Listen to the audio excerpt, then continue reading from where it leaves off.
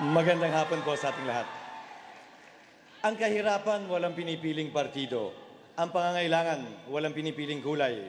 Ang kalamidad, wala itong pinipili, kakilala man o hindi.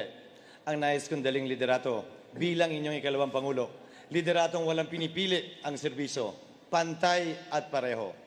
Maski na ang ating bandila, hindi lamang naman dilaw ang kulay.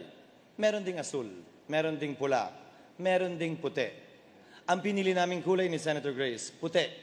Dahil ayaw naming lagyan ng kulay politika ang paninilbihan na nais naming ibigay sa ating mga kababayan. Dapat pantay, dapat parehas, dapat walang pinipili.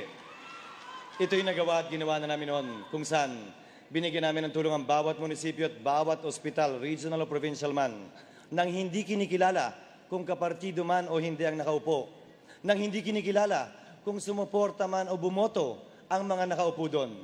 Dapat ganyan din po ang serbisyo publiko. Pantay at parehas.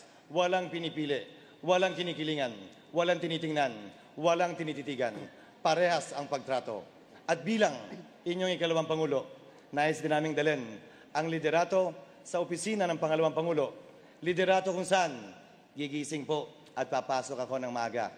Unahin ko palagi ang interes ng mas nakararami at hindi lamang ng ilan.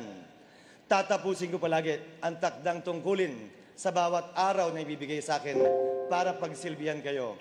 At pinapangako ko po, kailanman hindi ako magnanakaw dahil hindi ako pinanganak at pinalaki ng aking mga magulang na magnakaw o maging magnanakaw.